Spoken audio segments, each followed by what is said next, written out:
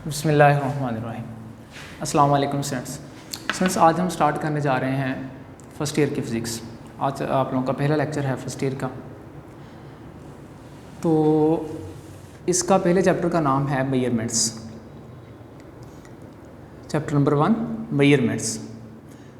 Students, जब से ये कायनात वजूद में आई है और उसके बाद जब से इंसान इस दुनिया में आया है, तब से इसके अंदर एक सलाहियत रब ने रख दी है कि अपनी इर्द गिर्द में मौजूद चीज़ों को देखना, उसके बारे में हैरान कुन बातें जो है वो इसके सामने आईं, उसके बारे में सोचना, उसके बारे में समझना, उसके बारे में तहकीक करना, मौसमों का बदलना किस तरह होता है, और उसके बाद सूरज का निकलना, रात को सितारों का चमकना, ये सारी चीज़ें कैसे हो रही हैं। इन चीज़ों के बारे में तहकीक करता चला गया ये, यहाँ तक कि जितने भी नेचुरल फिनोमिना हो रहे थे, इनको तकरीबन स्टार्ट से लेकर 18वीं सदी तक इसको एक ही जो है वो डिसिप्लिन ऑफ साइंस में रखा जाने लगा, यानी इनको ऑर्डर्ड फॉर्म में इसमें रख दिया गया। उस सिंगल डिसिप्लिन ऑफ साइंस को हम क्या कहते हैं स्टूडेंट्स? उस सिंगल डिसिप्लिन ऑफ साइंस को हम कहते हैं नेचुरल फ़िलॉसफी।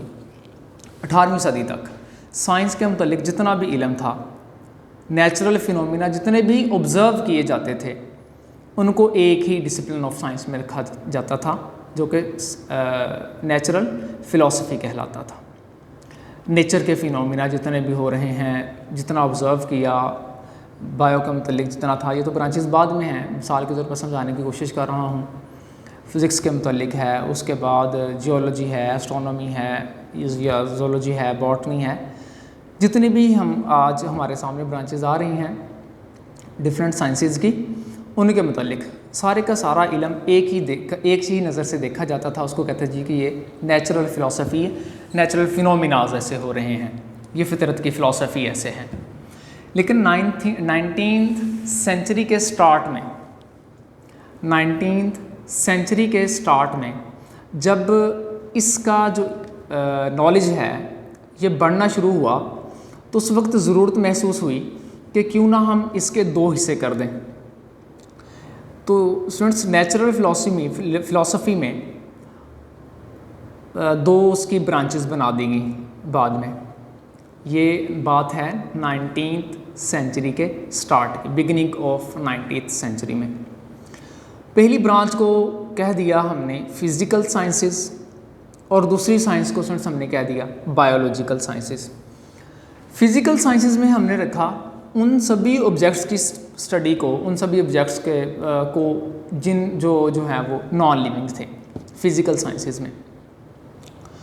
और बायोलॉजिकल साइंसेस में हमने उन सभी को रख दिया जो लिविंग थिंग्स से रिलेटेड थे। तो जब हमने फ़िज़िकल साइंसेस में देखा, with the passage of time इसमें नॉलेज बढ़ना शुरू हो गया, तो इसको मज़ीद हमने ब्रांचेस में डिवाइड कर दिया। तो कुछ जो है इसकी ब्रांचेस आ गई हमारे पास, एग्जांपल के तौर पर फ़िज़िक्स है, फ़िज़िकल साइंसेस में केमिस्ट्री है, एस्ट्रोनॉमी है, जियोलॉजी है, वगैरह वगैरह। स्टूडेंट्स, इसी तरह बायोलॉजिकल साइंसेस में भी यही काम किया गया, उसको भी हमने दो हिस्सों में डिवाइड कर दिया। बायोलॉजिकल साइंसेस में हम स्टडी करते हैं लिविंग थिंग्स को, और फिज़िकल साइंसेस में हम स्टडी करते हैं नॉन लिविंग थिंग्स को। तो बायोलॉजिकल साइंसेस को हमने डिवाइड कर दिया, या दो हिस्सों में, उसके दो पार्ट्स और बना दिए। एक को हमने ज़ूलॉजी कह दिया और दूसरी को हमने बॉटनी कह दिया। तो फ़िज़िकल साइंसेस में जो एक ब्रांच अभी मैंने बताई आप लोगों को, जिसमें फ़िज़िक्स है, केमिस्ट्री है, एस्ट्रोनॉमी है, जियोलॉजी है वगैरह, तो उसमें एक ब्रांच फ़िज़िक्स है। तो फ्रेंड्स, सबसे पहले नेचुरल फ़िलॉसफी क्या है जी? Single discipline of science. कब तक समझा जाता था? 18th सेंचुरी तक। लेकिन जैसे ही ह्यूज ऑफ नॉलेज हुआ, तो हमें ज़रूरत महसूस हुई कि हम नेचुरल फ़िलॉसफी के दो पार्ट कर दें। पहले पार्ट को हमने कह दिया फ़िज़िकल साइंसेस, और स्टूडेंट्स दूसरे पार्ट को हमने कह दिया biological sciences. Students, physical sciences में हमने डील किया नॉन लिविंग थिंग्स को, हमने नॉन लिविंग थिंग्स को डील किया। और नॉन लिविंग थिंग्स में फिजिकल साइंसेज में हमारे पास आगे नेक्स्ट ब्रांचेज आ गई, फिजिक्स, केमिस्ट्री, एस्ट्रोनॉमी, जियोलॉजी वगैरह वगैरह, इस तरह के जितने भी आ गए हमारे पास। और उसके बाद बायोलॉजिकल साइंसेज। सिर्फ बायोलॉजिकल साइंसेज में हमने डील किया लिविंग थिंग्स को, और ये दो हिस्से इसके आगे हमारे पास ज़ूलॉजी आ गई और इसका दूसरा हिस्सा आ गया बॉटनी आ गया। और फिजिकल साइंसेज में मेजर पार्ट क्या आ गया हमारे पास, एक ब्रांच आ गई, उसका एक पार्ट आ गया फिजिक्स। स्टूडेंट्स फिजिक्स में हम किन चीज़ों को डील करते हैं, तो डेफिनेशन के हिसाब से अगर हम देखें तो फिजिक्स को हम डिफाइन करते हैं is the branch of science, science to now जानना, the branch of science which deals with the study of matter and energy. Students physics में हम डील करते हैं matter, study of matter and energy और इनका बाहमी relation and mutual relationship between them. Students physics में हम किन दो चीज़ों को डील करते हैं, मैटर और एनर्जी और इनका आपस में म्यूचुअल रिलेशनशिप, जो कि आइंस्टाइन ने हमें बताया। आप इसका मतलब थोड़ा सा पढ़ चुके हैं 9th में कि matter and energy both are interconvertible. Matter energy में कन्वर्ट हो सकता है और एनर्जी मैटर में कन्वर्ट हो सकती है। उसके बाद स्टूडेंट्स फिजिक्स में हम पढ़ेंगे, स्टडी ऑफ फिजिक्स में हम दो चंद चीज़ों का मुताला हम स्टूडेंट्स करेंगे। उसमें पहली है जी लॉज ऑफ फिजिक्स, स्टडी हम करेंगे फिजिक्स में लॉज ऑफ फिजिक्स। और दूसरा स्टूडेंट्स क्या करेंगे, structure of space and time, space time कैसा है, ये फ्लैट है, ये कर्व है, तो इसके हिसाब से अगर हम पोजीशन बताना चाहें टाइम के लिहाज से तो ये काफ़ी सारी चीज़ें इसमें आ जाएंगी, इसमें ग्रेविटी का कॉन्सेप्ट आ जाएगा वगैरह वगैरह, जो आप डिटेल में पढ़ेंगे, structure of space and time. उसके बाद स्टूडेंट्स आप पढ़ेंगे नेचर और कितनी तरह की फोर्सेस नेचर में एग्जिस्ट करती हैं। स्टूडेंट्स देखें, नेचर और कितनी तरह की फोर्सेस नेचर में एग्जिस्ट करती हैं, यानी ये कौन सी फोर्सेस हैं जिन्होंने एटम्स को, मॉलिक्यूल्स को, ये हो गए हमारे पास मिडिल साइज यूनिवर्स में आ गए। और उसके बाद अगर हम बात करें अर्थ की और प्लैनेट्स की, यानी हमारे सोलर सिस्टम की सिंपली, तो ये किस तरह पूरे का पूरा सिस्टम है। और उसके बाद हमारी मिल्की वे गैलेक्सी की, तो किस तरह ये होल्ड करते हैं, अर्थ अपने ऑर्बिट से निकल क्यों नहीं जाती, सन कहीं इधर उधर क्यों नहीं हो जाता, ये अपने ऑर्बिट में कैसे रिवॉल्व कर रहे हैं, ऐसी कौन सी फोर्सेस हैं जो इनको डील करती हैं। इन सभी चीज़ों का हम मुताला करेंगे। किन किन चीज़ों का, लॉज ऑफ फिजिक्स, दूसरा structure of space and time, यानी ये तो एग्जाम्पल के तौर पर है, तीसरा नेचर और types of forces that holds the molecules together और यूनिवर्स टुगेदर। और उसके बाद अहम interaction of electromagnetic radiations with matter, electromagnetic radiations का मैटर के साथ इंटरेक्शन स्टूडेंट्स हम पढ़ेंगे। मैटर का इलेक्ट्रोमैग्नेटिक रेडिएशंस के साथ इंटरेक्शन में हमारे पास कुछ फिनोमिनाज आते हैं, जिसमें आप पढ़ेंगे photoelectric effect, Compton effect, pair production, ये कुछ फिनोमिनाज आप इसमें पढ़ेंगे इन डिटेल। ये चीज़ें स्टूडेंट्स आ गई। स्टूडेंट्स अब एक बात मैं आपको बता दूं, नेचर में जो फोर्सेस एग्जिस्ट करती हैं वो पहले समझी जाती थी टाइप्स ऑफ फोर्सेस जो नेचर में एग्जिस्ट करती हैं। बेसिक फोर्सेस भी हम जिसको कहते हैं, types of basic forces.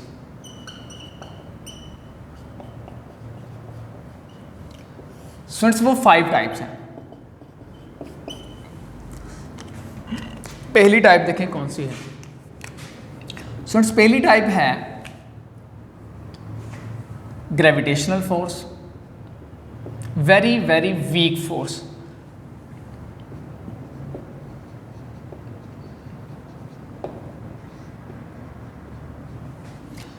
Students इसमें दूसरी टाइप है इलेक्ट्रिक फोर्स, जो चार्जेस के दरमियान होती है। थोड़ा सा इंट्रोडक्शन आपने मैट्रिक में पढ़ा 10th में, इलेक्ट्रिक फोर्स जिसको आप इलेक्ट्रोस्टैटिक फोर्स भी कहते थे। तीसरी जो टाइप है इसमें आ गई magnetic force, magnetic force students चौथी इसमें टाइप आ गई वीक न्यूक्लियर फोर्स,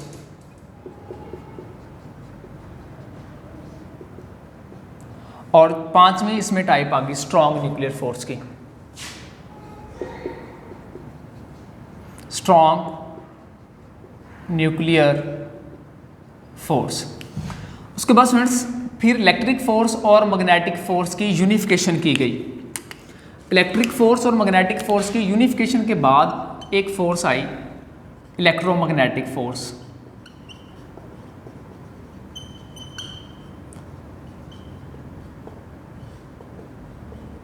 तो अब बेसिक फोर्सेस हमारे पास कितनी आ गई? 4 रह गई। कौन कौन सी?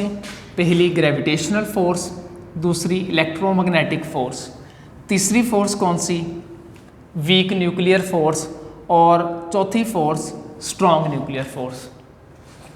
वीक न्यूक्लियर फोर्स और स्ट्रॉन्ग न्यूक्लियर फोर्स, ये हमारे पास बेसिक फोर्सेस हैं। तो स्टूडेंट्स उसके बाद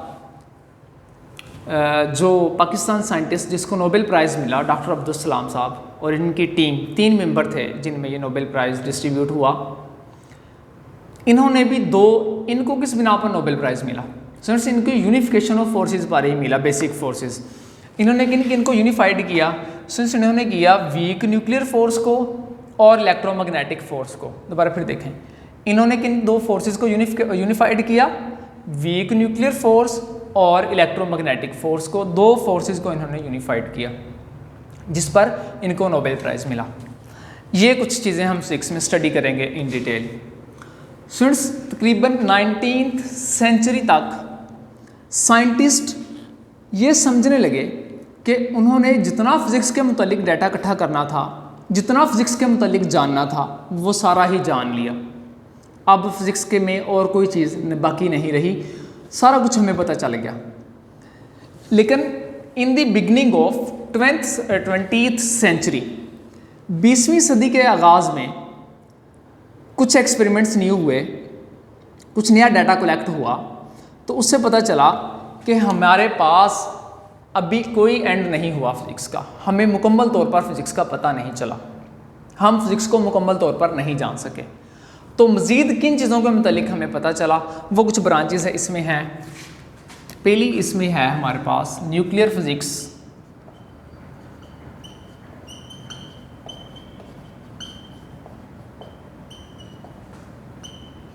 और दूसरी इसमें पार्टिकल फिज़िक्स,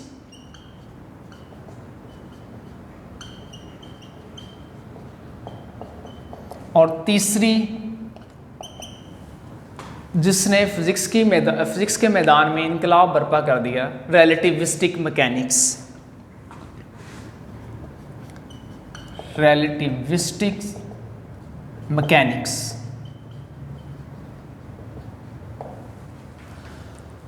अब न्यूक्लियर फिज़िक्स, पार्टिकल फिज़िक्स और relativistic mechanics areas of physics, interdisciplinary areas of physics. इंशाल्लाह इन चीज़ों की डिटेल के बारे में हम इंशाल्लाह नेक्स्ट लेक्चर में देखेंगे। तो आज के लिए इतना ही। अल्लाह हाफ़िज़।